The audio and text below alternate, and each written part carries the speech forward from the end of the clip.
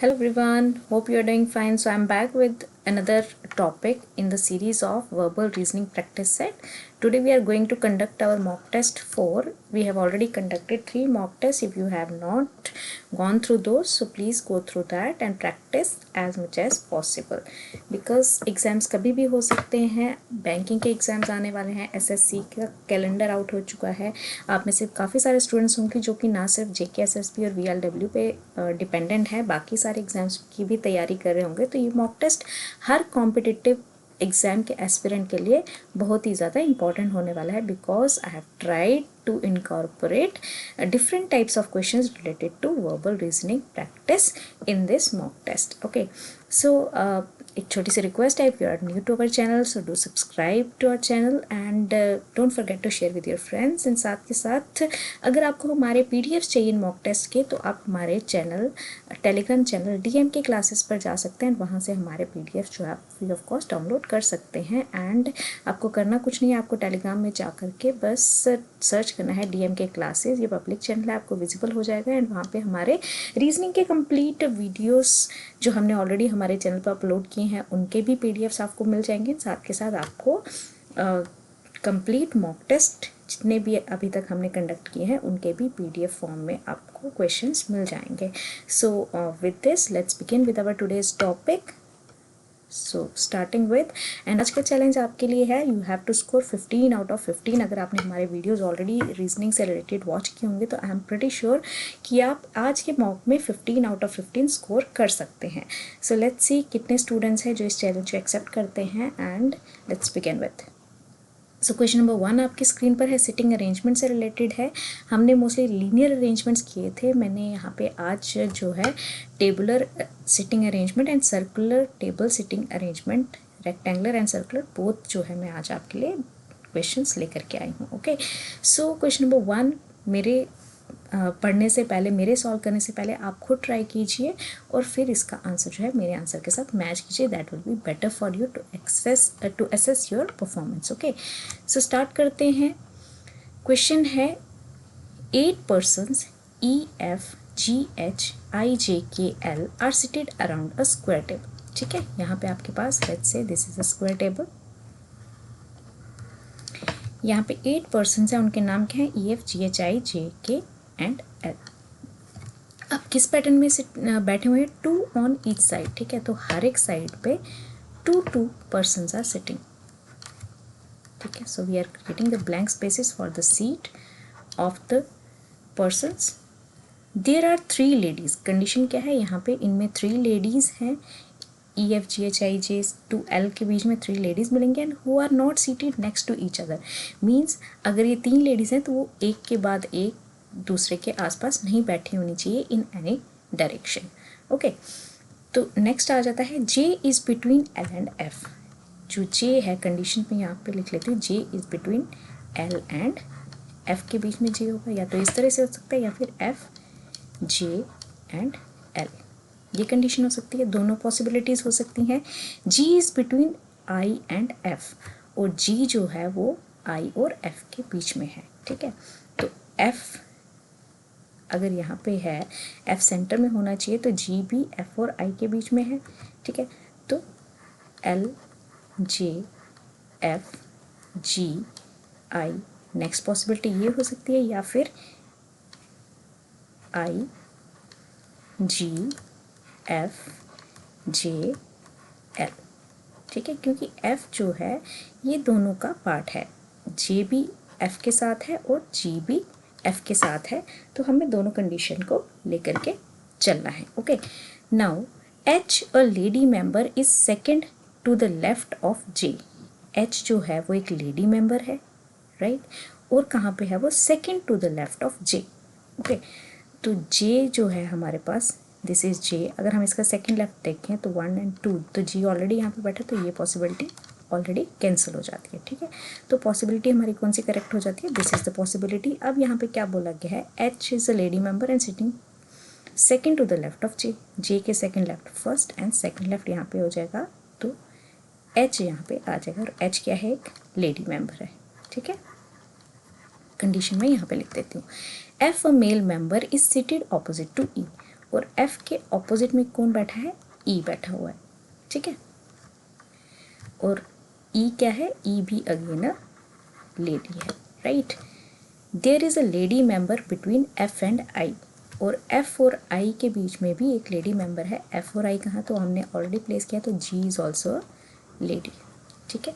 अब हमारी complete condition ready है, प्रोवाइडेड हमें याद रखना है H, G और E आपस में कंसेक्यूटिव ना हो, मीन्स एक के साथ दूसरा साथ में ना बैठा हो, और बाकी अरेंजमेंट हमारा रेडी है, ठीक है।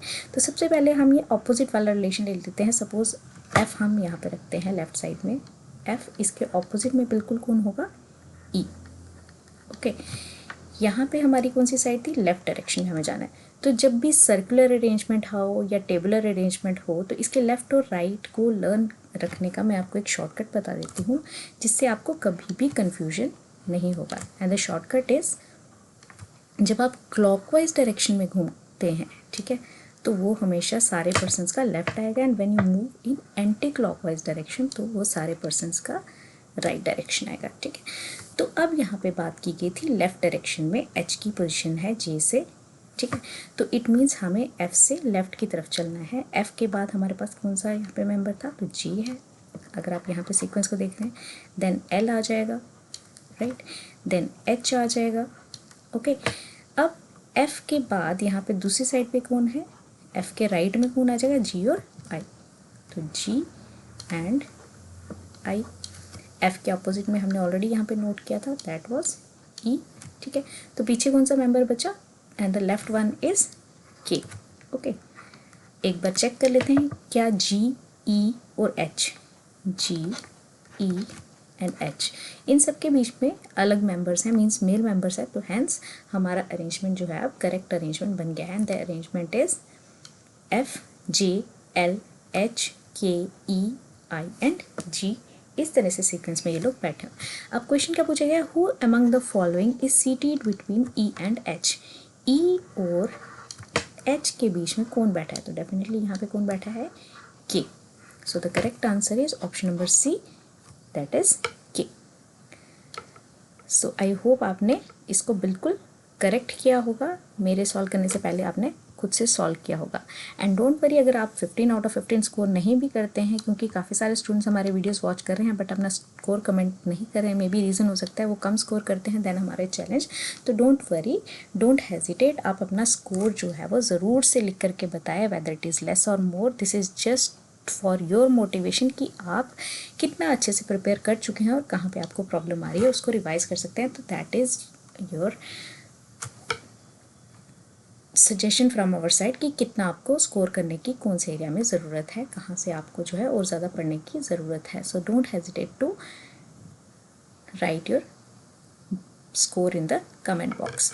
Now question number 2, 6 girls are sitting in a circle, ठीक है। 6 girls are sitting in a circle, let's say this is a circle and हम 6 girls की positions बनाते हैं, 1 2 3 4 5 and 6। P Q R S T and V, उनके नाम क्या हैं, P Q R S T and V। T is not between Q and S।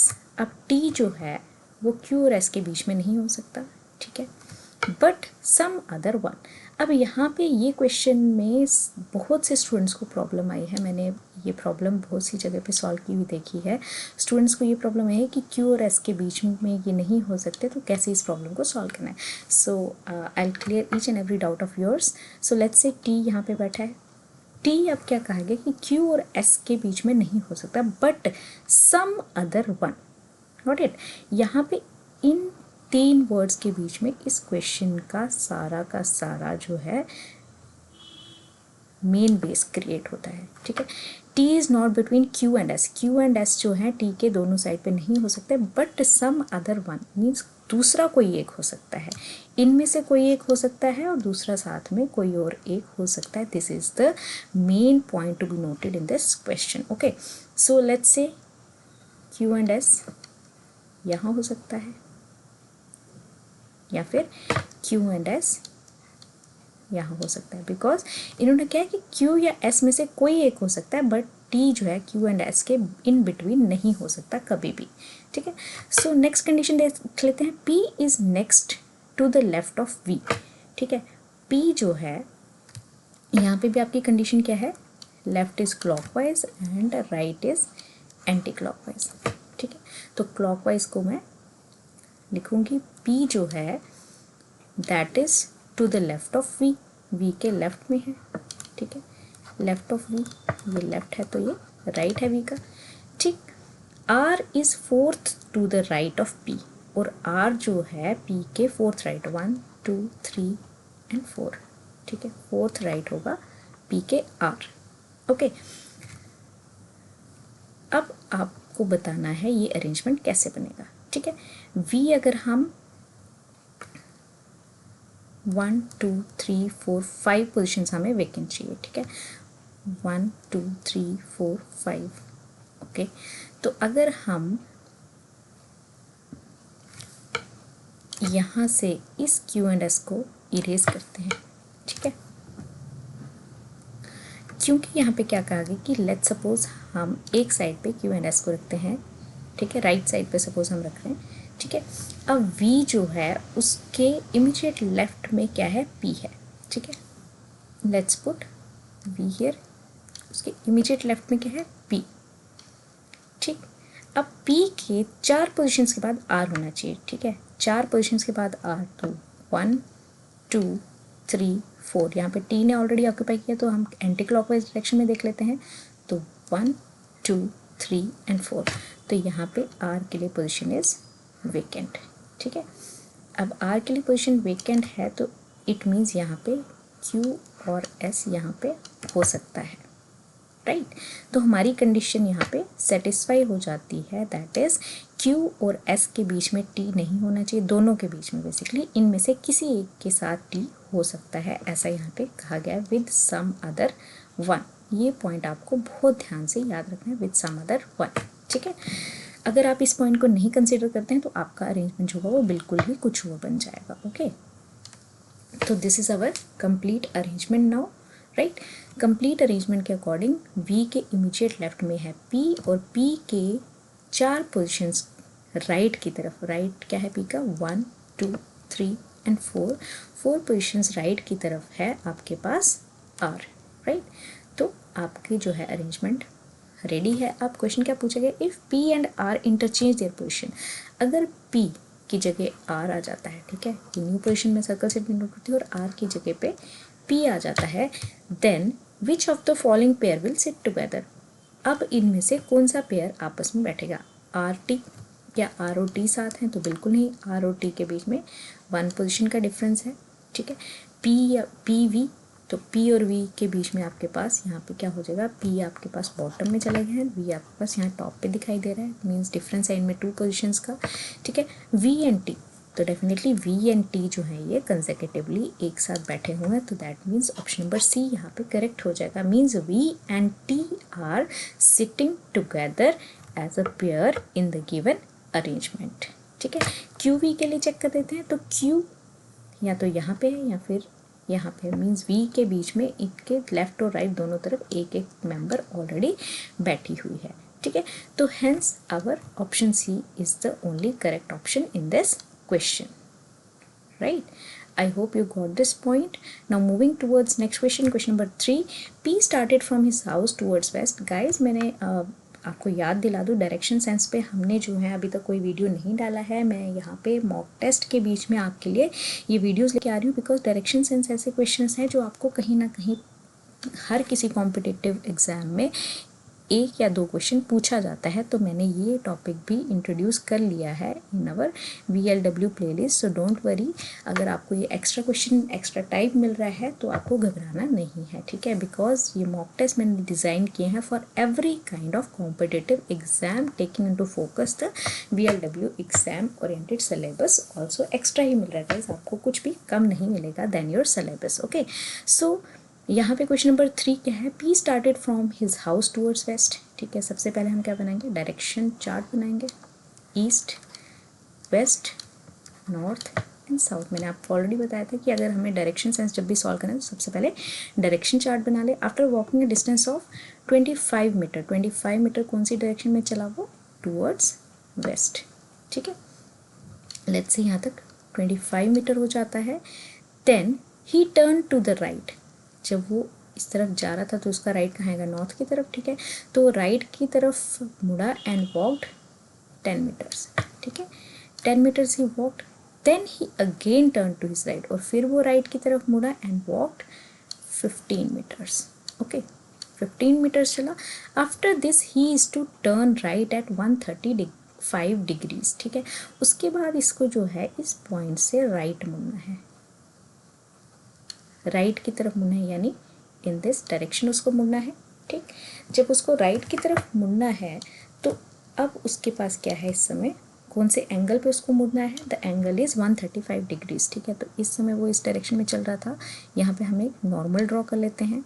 Normal के साथ यहाँ पे आपका क्या बनेगा, 90, और अगर उसमें हम 45 डिग्रीज और ऐड कर दें तो 90 + 45 इज़ 135। तो ये टोटल एंगल कितना बन जाएगा, this angle will be 135 degrees, क्योंकि वो पहले जो है वो इस डायरेक्शन में चल रहा था और यहाँ से उसको 135 डिग्रीज का रोटेशन लेना है। ठीक है, तो जब वो 135 डिग्रीज यहाँ पे मुड़ेगा तो अब उसकी फाइनल डायरेक्शन कहाँ चली जाएगी guys, so he is now moving towards, ये वेस्ट कोऑर्डिनेट है, ये साउथ कोऑर्डिनेट है, तो यहाँ पे बीच में आपको क्या मिलेगा, दैट इज़ साउथ वेस्ट। तो यहाँ पे क्वेश्चन में क्या पूछा गया है, इस डायरेक्शन में उसको कितना चलना है, 30 मीटर्स उसको इस डायरेक्शन में चलना है। इन विच डायरेक्शन शुड ही गो, अब उसे कौन सी डायरेक्शन में जा रहा है, तो that is towards south west. जैसा कि मैंने आपको यहाँ पे बताया, वेस्ट और साउथ के बीच का डायरेक्शन है इसका, that is south west direction. So option number C is correct. Hope यहाँ तक आपका एटलीस्ट 2 आउट ऑफ 3 स्कोर हो गया होगा, अगर आपको सर्कुलर अरेंजमेंट में या फिर आपको स्क्वायर अरेंजमेंट में कोई प्रॉब्लम आया हुआ होगा तो। ठीक है, now moving next to question number 4। At 2 PM Manisha and Madhuri were talking to each other face to face. If Manisha's shadow was exactly to the left of Madhuri, which direction Manisha was facing? ठीक है, अब आपको सबसे पहले देखना है कि shadow की बात हो रही है और उस शेडो आपको अकॉर्डिंग टू टाइम वेरी करता है। मॉर्निंग में हमारा सन ईस्ट से चलता है। ठीक है, मॉर्निंग में ईस्ट में राइज होता है सन, तो 12 नून के बाद ओवरहेड आपके पास होता है सन, और 12 नून के बाद जो है वो वेस्ट की तरफ चला जाता है। ठीक है, got it, east, overhead and then west. This was 12 noon. Okay, तो ये अगर आपको कॉन्सेप्ट पता है, ये हम शुरू से बचपन से प्रैक्टिकली ये चीज़ें देखते आ रहे हैं, तो ये समझाने की ज़रूरत नहीं है, just for the concept. East में आपका मॉर्निंग में होता है, 12 बजे तक आपका ओवरहेड रहता है, मीन्स ऑन टॉप। यहाँ पे शेडो आपका जो है ऑन टॉप रहता है, on immediately under your body रहता है। एंड जैसे ही वो 12 बजे के बाद सन जो है वेस्ट की तरफ चला जाता है, तो आपका शेडो हमेशा कौन सी डायरेक्शन में जाता है, opposite to the direction of the sun. ठीक है, तो सन अगर वेस्ट में है तो शेडो आपका कौन सी डायरेक्शन में जाएगा, टूवर्ड्स ईस्ट जाएगा। ठीक है, ईस्ट की तरफ शेडो जाएगा। ठीक है, तो इट मीन्स दोनों लोग कहाँ खड़े होंगे, फेस टू फेस बात करें तो इस तरह से खड़े होंगे। सपोज हम यहाँ पे बिठाते हैं उनको। ठीक है, Manisha shadow was exactly to the left of Madhuri. ठीक है, तो अगर हम ये नॉर्थ की तरफ देख रही है तो ये साउथ की तरफ देख रही होगी, क्योंकि ये फेस टू फेस बात कर रहे हैं। नॉर्थ की तरफ तो इसका ये लेफ्ट होगा, ये राइट होगा, साउथ की तरफ ये राइट होगा तो ये लेफ्ट होगा। अब शेडो कौन सी तरफ जा रहा है, left side of the person. अब लेफ्ट साइड इधर तो हो नहीं सकता शेडो, क्योंकि यहाँ पे सन आ रहा है, तो ये वाला रॉन्ग हो गया। तो शेडो आपका जो होगा वो टूवर्ड्स दिस डायरेक्शन होगा, द अदर पर्सन। ठीक है, लेफ्ट साइड जो है इस पर्सन की ये है, तो शेडो किसका बन रहा है, मनीषा शेडो। तो शेडो किसका था यहाँ पे, मनीषा का था, तो ये कौन होगी, मनीषा। एंड किसके लेफ्ट पे जा रहा है, तो इसका नाम क्या होगा, दैट इज माधुरी। ओके, तो मनीषा का शेडो माधुरी के लेफ्ट की तरफ जा रहा है। इट मीन्स मनीषा जो है कौन सी डायरेक्शन में फेस करके खड़ी है, तो she is standing in a direction facing towards north, right, north की तरफ फेस कर रही होगी, तभी जा कर के उसका शेडो जो है वो माधुरी के लेफ्ट की तरफ आएगा। I hope you got the point. अगर नहीं समझ आए तो कमेंट बॉक्स में कमेंट करके बताइए कि मैम आप हमें जो है दोबारा डायरेक्शन सेंस के क्वेश्चन जो है एक वीडियो के थ्रू रिपीट करके समझा दीजिए। Okay, A son B is married with C, ठीक है, whose sister D is married to E, the brother of B, how D is related to E। अब ये है ब्लड रिलेशन के क्वेश्चंस, ठीक है। यहाँ पे ए का सन, ठीक है, हम फैमिली ट्री की हेल्प से इसको पढ़ेंगे। ए सन, सन कौन है, बी, ठीक है। जब भी हम मेल को रिप्रेजेंट करते हैं तो हम स्क्वायर से रिप्रेजेंट करते हैं, जब फीमेल्स को रिप्रेजेंट करते हैं तो हम विद अ सर्कल रिप्रेजेंट करते हैं, ठीक है। B is married with C, B की मैरिज किससे हुई है, सी के साथ, ठीक है। मैरिड कपल को डिफ़ॉल्ट हम डबल लाइन के साथ सिग्निफाई करते हैं। इससे क्या पता चलता है, both are married couple and circle for female and square for male, and heredity के लेवल्स को हम एक से दूसरे लेवल के बीच में डिफरेंस के थ्रू शो करते हैं, ठीक है। अब A son B is married with C, A का सन जो है बी, ठीक है, ये मैरिज किसके साथ किया है, सी के साथ। हु सिस्टर डी, और सी की सिस्टर, सिबलिंग्स को हम सिंगल लाइन से डिनोट करते हैं। डी क्या है, इसकी सिस्टर है, तो again with a circle, is married to E, और इसकी मैरिज किसके साथ हुई है, ई, ठीक है। ई, अगर डी फीमेल है तो ई कौन होगा, मेल होगा। द ब्रदर ऑफ बी, और ये बताया गया है कि ई मेल है और वो क्या है, ब्रदर ऑफ बी है, बी का भाई है, ठीक है, बी का भाई है। How D is related to A, और अब आप बताइए कि डी का ए के साथ क्या रिलेशन है, ठीक है। अगर बी जो है सन है ए का, तो डेफिनेटली ई क्या होगा, बी का ब्रदर है तो ई भी क्या हो जाएगा, सन हो जाएगा। और सन की वाइफ है डी, ठीक है। सन की वाइफ को हम क्या बोलते हैं, तो that is called as daughter in law of A, ठीक है। So the correct answer is daughter in law of A, क्योंकि बी का ब्रदर है ई और बी के फादर हैं ए, तो डेफिनेटली ई के फादर भी ए होंगे, ठीक है। और क्योंकि डी की मैरिज ई से हुई है तो इसलिए डी क्या होगी, ए की, she will be the daughter in law of A, right? Now moving further to question number 6. Veena, who is the sister-in-law of Ashok, is the daughter-in-law of Kalyani. Dheeraj is the father of Sudeep, who is the only brother of Ashok. How Kalyani is related to Ashok.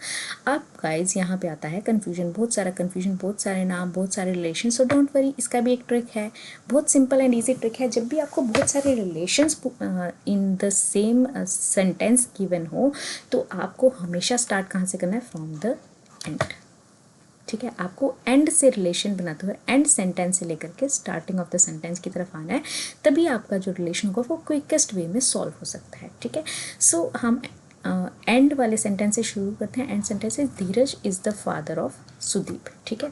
तो short में लिख लूँ, धीरज father हैं तो square box, किसके father हैं तो सुदीप के, एस, ठीक है, सुदीप के फादर हैं। Who is the only brother of Ashok, और सुदीप क्या है, ओनली ब्रदर है किसका, अशोक का, राइट, अशोक का ब्रदर है। इतना रिलेशन समझ आया आपको। डी कौन है, धीरज, जो फादर है सुदीप के, और क्योंकि Sudeep only brother of Ashok है तो डी क्या होंगे, फादर ऑफ अशोक भी होंगे, ठीक है। अब नेक्स्ट लाइन पे चले जाते हैं। Veena, who is the sister in law of Ashok, ठीक है। वीना जो है वो सिस्टर इन लॉ है अशोक की। सिस्टर इन लॉ कौन होगी, तो ब्रदर की वाइफ होगी डेफिनेटली। तो ब्रदर की वाइफ यानी सुदीप की वाइफ कौन होगी यहाँ पे, वीना, सर्कल से डिनोट कर दिया। Is the sister in law of Ashok, ठीक है। Is the daughter in law of Kalyani, और वीना जो है सिस्टर इन लॉ अगर अशोक की है तो डॉटर इन लॉ यानी अशोक की जो मदर होंगी उन्हीं की डॉटर इन लॉ होगी वीना, या फिर सुदीप की जो मदर होंगी उनकी डॉटर इन लॉ होगी वीना। सो हैंस यहाँ पे कल्याणी जो होंगी वो मदर होंगी किसकी, सुदीप की और अशोक की, ठीक है। तो इसलिए Dheeraj and Kalyani both are husband and wife. अब पूछा गया है how Kalyani is related to Ashok. अब आपको बताना है कि कल्याणी अशोक के साथ कैसे रिलेटेड है। अब कल्याणी क्योंकि अशोक के फादर की वाइफ है तो डेफिनेटली अशोक की क्या होगी, मदर होगी। ठीक है, तो ऑप्शन में देखते हैं। A option mother in law नहीं, आंट नहीं, वाइफ नहीं, तो correct answer is none of these because Kalyani is the mother of Ashok, hence correct answer is none of the above. Okay, so hope you have made at least 5 out of 6 correct. Now moving towards the analogy part. analogy के कुछ questions मैंने यहाँ पे include किए गए हैं। सो ice is to coldness, अगर ice का इफेक्ट कोल्डनेस है तो अर्थ का इफेक्ट क्या होगा, वेट होगा, जंगल होगा, ग्रेविटेशन होगा या सी। अर्थ पे नो डाउट सी मिलता है बट इसका इफेक्ट नहीं है। जंगल्स भी होते हैं अर्थ के ऊपर, ये भी नहीं होगा। वेट, हम अर्थ पे सभी चीज़ों का वेट होता है बट जो अर्थ की मेन इफेक्ट या मेन प्रॉपर्टी है अर्थ की दैट इज़ ग्रेविटेशन। जैसे आइस की प्रॉपर्टी है कोल्डनेस वैसे ही अर्थ की प्रॉपर्टी है ग्रेविटेशन। ये हर एक चीज़ को अपनी तरफ अट्रैक्ट करने की कोशिश करती है, right. Now next is if safe is to secure. अगर सेफ सिक्योर है तो प्रोटेक्ट क्या होगा, मीन्स सेफ का सिनोनिम होता है सिक्योर, तो प्रोटेक्ट का सिनोनिम क्या होता है, लॉक होता है, तो बिल्कुल नहीं। श्योर होता है तो बिल्कुल भी नहीं। कंजर्व होता है तो बिल्कुल नहीं। प्रोटेक्ट का सही सिनोनिम क्या होता है, दैट इज गार्ड। ठीक है, गार्ड यानी प्रोटेक्ट करना किसी चीज़ को, उसको भी गार्ड बोलते हैं और प्रोटेक्ट को भी गार्ड बोलते हैं। Hence C is the correct answer for this question. Now moving towards next question. If computer is to FQPRXVHT, language is to what. ठीक है, अगर कंप्यूटर को हम ये बोलते हैं तो लैंग्वेज का क्या कोड यहाँ से होगा, लैंग्वेज के लिए कौन सी एनालॉजी आपके पास होगी। तो इसको कैसे सॉल्व करेंगे, यहाँ पे मैं साइड पे लिख लेती हूँ MPUTER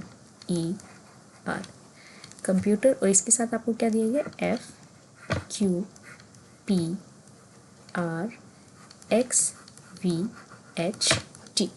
ठीक है, तो सी में अगर हम +3 करें, ठीक है, सी में +3 करें तो आपको F मिल जाएगा, OPQ, तो +2 करें तो आपको Q मिल जाएगा, M में +3 करेंगे तो आपको P मिल जाएगा।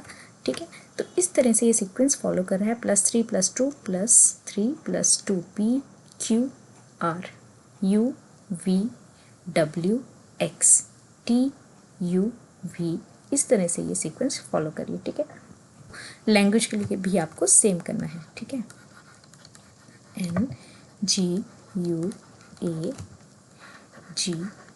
ठीक है, लैंग्वेज में सबसे पहले आपको क्या करना था, यहाँ पे +3 करना था,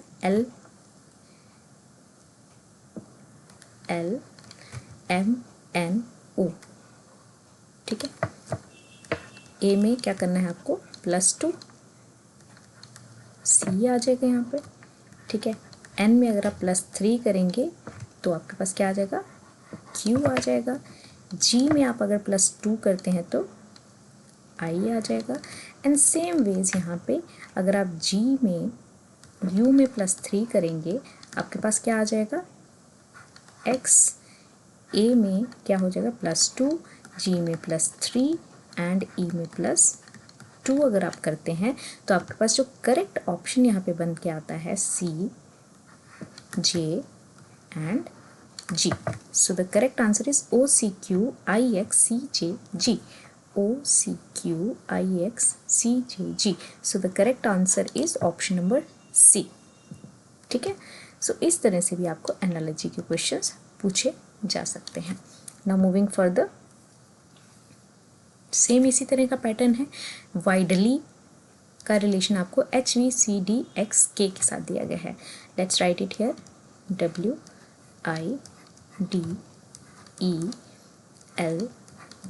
अगर आपको डायरेक्टली नहीं समझ आता तो आप हमेशा जो है इनको ऑपोजिट वर्ड्स की फॉर्म में लिख लीजिए, उससे आपको रिलेशन जो है ज़्यादा इजीली समझ आ जाएगा और आपका टाइम जो है वो वेस्ट होने से बच जाएगा, क्योंकि आप उस समय परमुटेशंस लगाते रहते हैं क्या होगा कैसे होगा।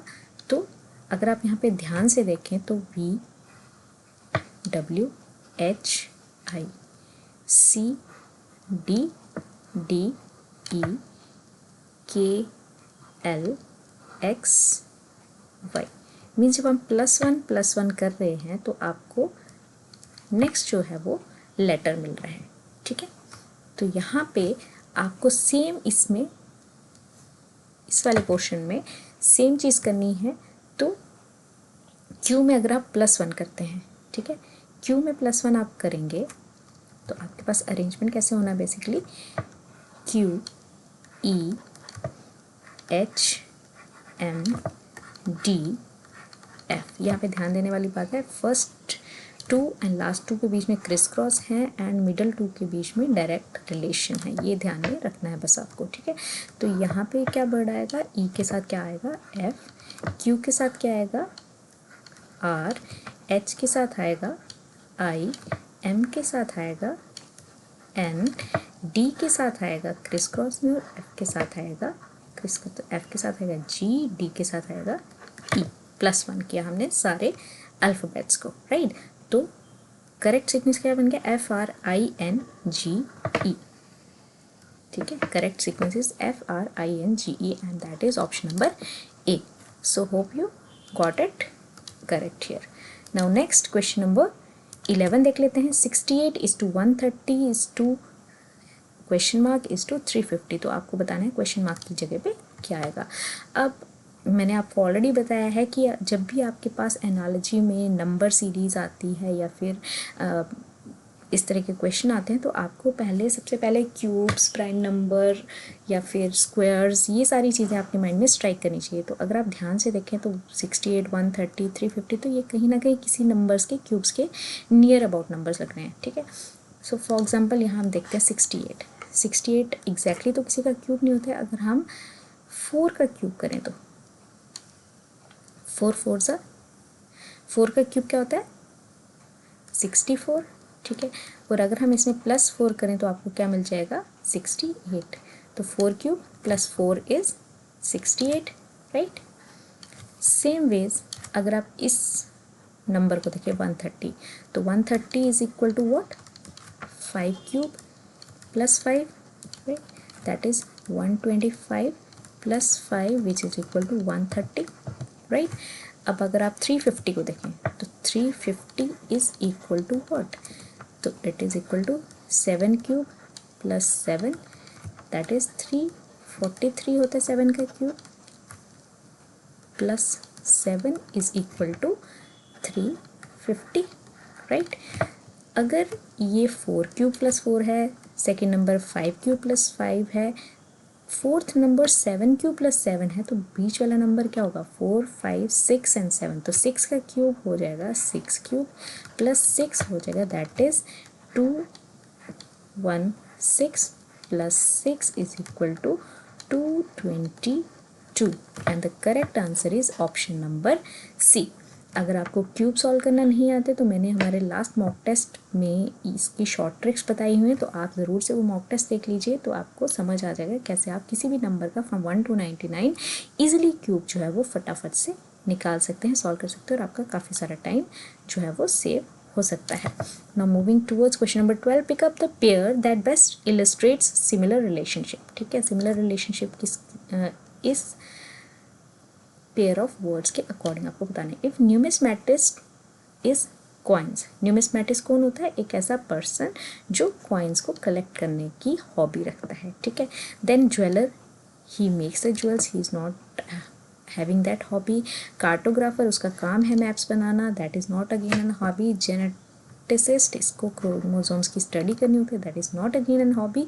बट फिलाटेलिस्ट जो है he collect stamps as a hobby आप कह सकते हैं, ठीक है। कलेक्शन है बेसिकली, न्यूमिस्मैटिस्ट क्या करता है कलेक्शन ऑफ कॉइन्स करता है, फिलाटेलिस्ट क्या करता है ही और शी कलेक्ट्स द स्टैम्प्स, ठीक है। All others are the makers of the job, owners of the second thing, ठीक है। नाउ नेक्स्ट यहाँ पे कुछ सिलोगिज्म के क्वेश्चन हमने लिए हैं जिनको हम सॉल्व करेंगे with the help of Venn diagrams, ठीक है।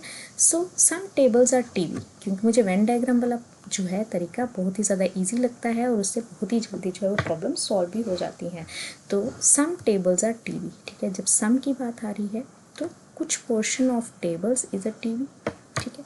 Let's say these are tables and these are TV. Now some TV are radios, और कुछ TV ऐसे हैं जो रेडियोस हैं. मैं चाहती तो इस तरह से भी बना सकती थी, बट क्योंकि यहाँ पे टेबल और रेडियोस का कोई भी डायरेक्ट रिलेशन नहीं बताया, तो इसलिए मैं इस वाले फिगर को डिस्कार्ड करूँगी. ठीक है. Some tables are TV and some TV are radios, ऐसा हमें क्वेश्चन में दिया गया है. आप कंक्लूजन देख लेते हैं इससे रिलेटेड. आपको चूज़ करना है इन ऑप्शन में से कौन सा कंक्लूजन जो है वो ड्रॉ करते हैं from the given statements. Okay. So some tables are radios, tables और रेडियोस का तो कोई रिलेशन है ही नहीं, so first is wrong. Some radios are table, radios भी टेबल नहीं है, तो second is also wrong. All the radio are TV, तो ऐसा तो बिल्कुल भी नहीं है. टेबल और रेडियो और टीवी का रिलेशन हम क्या दिए, सम. ठीक है, कुछ, नॉट ऑल. ठीक है. All the TV are tables, क्या सारे टीवी टेबल्स है, तो नहीं, कुछ टीवी ही टेबल्स हैं. So hence our correct answer is none of the 4. Right. हमारा कोई सा भी ऑप्शन जो है यहाँ पे कंक्लूजन का करेक्ट नहीं है, जिसको हम हमारी स्टेटमेंट से कंक्लूड कर सकते हैं. Hence the correct answer is option number E, that is none of the 4. Right. Now next, all men are vertebrate. ठीक है, ऑल मेन. ठीक है, हम सबसे पहले मेन लेंगे. अब सारे के सारे मेन क्या हैं, वर्टिब्रेट्स हैं. ठीक है, वर्टिब्रेट्स. वर्टिब्रेट का मीनिंग जिनकी बोन होती है, जो खड़े होकर के सीधा चल सकते हैं, इन शॉर्ट अगर आप बोले तो. ठीक है, सारे के सारे मेन क्या हैं, वर्टिब्रेट्स हैं. ये आपको स्टेटमेंट गिवन है. सम मैमल्स आर ऑल्सो वर्टिब्रेट्स, और कुछ मैमल्स जो हैं वो वर्टिब्रेट्स हैं.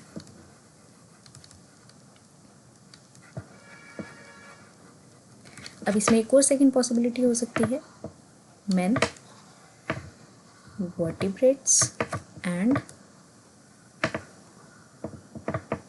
mammals. ठीक है, this is not vertebrates, these are mammals. आपको मैमल्स गिवन है यहाँ पे.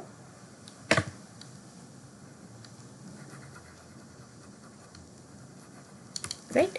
अब यहाँ पे ये क्या, ये मैन है, ये वर्टिब्रेट्स हैं, और ये मैमल्स हैं. ये दो पॉसिबिलिटीज हमारे पास हो सकती हैं. Let's check the conclusions. All man are mammals, क्या सारे मैन मैमल्स हैं, तो नहीं. दोनों ऑप्शन में अगर हम देखें तो सम मैन और नो मैन आर मैमल्स, तो one is wrong. All mammals are man, क्या सारे मैमल्स मैन हैं, तो बिल्कुल भी नहीं, रॉन्ग.